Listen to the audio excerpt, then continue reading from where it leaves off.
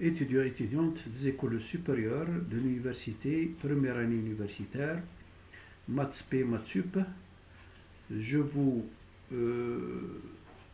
donc expose donc la notion d'extrêmum d'une fonction à deux variables.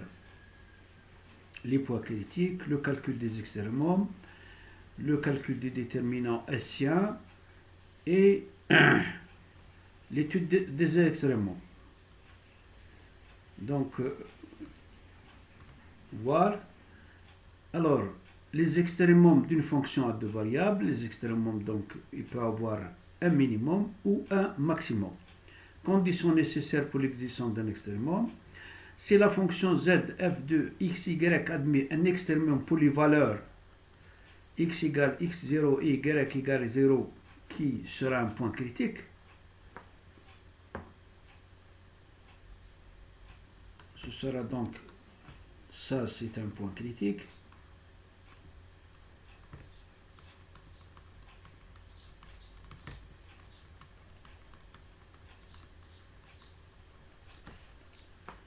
Alors, chaque dérivée partielle du premier ordre de z s'annule pour ces valeurs des variables indépendantes ou n'existent pas. Comment trouver les points critiques? Les points critiques ont pour coordonnées les solutions ou la solution du système df sur dx égale 0 et df sur dy égale 0. C'est-à-dire la dérivée de f par rapport à x égale 0 et la dérivée de f par rapport à y égale 0. Les extrêmums, avant tout, il faut calculer les dérivées partielles du second ordre.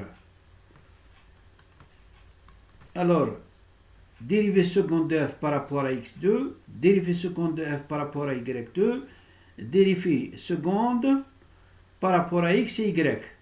Ici aussi dérivée seconde de f par rapport à y et x. Le calcul du déterminant hessien, du nom de l'allemand S, il s'agit d'une matrice carrée, vous voyez bien, c'est le calcul de cette matrice carrée, le déterminant de cette matrice. Ça nous donne la dérivée seconde de f par rapport à x2 multipliée par la dérivée seconde de f par rapport à y2 moins la dérivée seconde de f par rapport à x et y, mais au carré. Ça, c'est le h. Alors, il y a des conditions pour avoir les minimums. Il y a des conditions.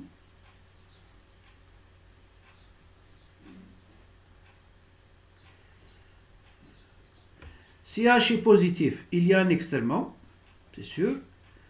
Il faudrait que la dérivée seconde de f par rapport à x2 positive, c'est un minimum local.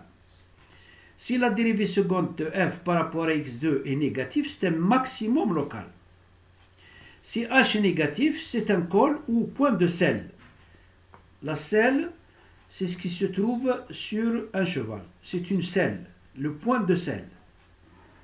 Si h égale 0, le critère est muet, c'est-à-dire qu'il faudrait regarder les dérivées d'ordre supérieur à 2. C'est-à-dire le critère est muet. Qu'est-ce que ça veut dire? Il n'y a ni maximum ni minimum.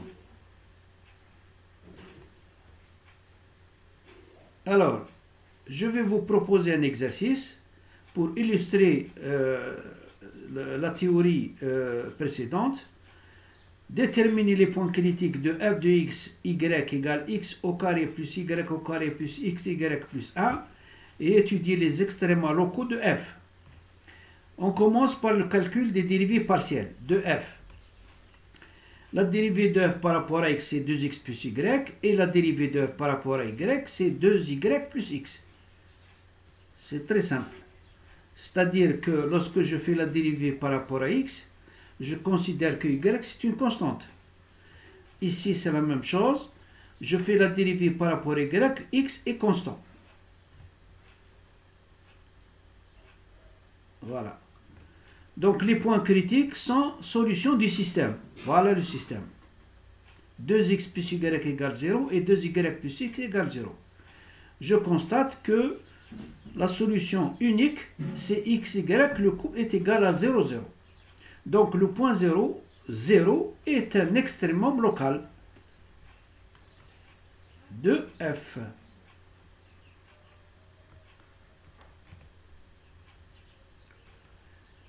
l'expression f de x, y égale x2 plus y2 plus xy plus 1 peut se transformer de cette manière, est supérieur à 1. À ce moment-là, le 1 c'est quoi?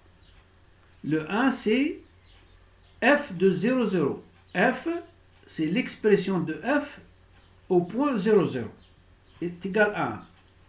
D'où, si f de x, y est supérieur à f de 0, 0, ça veut dire que la fonction admet un minimum au point 0, 0, au point critique. Donc, avec le déterminant haussien, alors je détermine les éléments du déterminant hessien, dérivée seconde de f par rapport à x de c2, dérivée seconde de f par rapport à y de c2, et dérivée seconde de f par rapport à x et y, c'est 1. Je les place ici, 2 et 2, et 1 et 1, j'aurai 3 positifs. Donc cette condition me permet de dire, si h est positif, et si d, et si la dérivée de f par rapport à x2 égale 2 positif, sans que la fonction f admet un minimum local. Je vais vous montrer comment se comporte cette fonction. Voilà. Voilà cette fonction.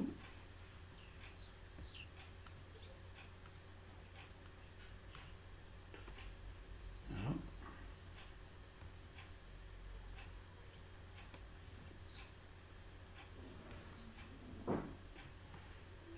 Donc, vous voyez bien que au point 0, 0, hein,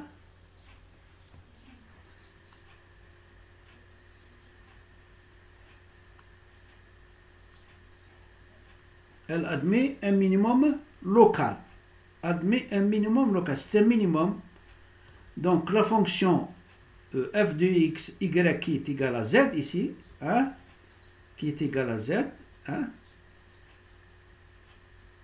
elle est supérieure à f de 0, 0.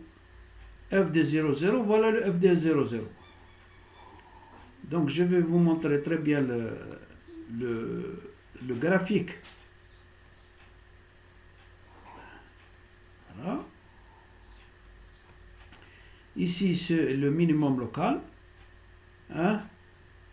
Et j'espère que... Et ici c'est la cote Z. Donc l'étude, donc les dérivées partielles, etc. Bon, x égale 0, 0. Voilà.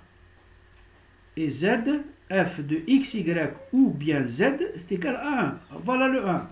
1, c'est la cote 1. Donc, vous voyez bien que z qui est égal à f de x, y, x, y égale x au carré plus y au carré plus y plus 1. C'est le graphique de cette fonction. Voilà. Je vous remercie de votre attention.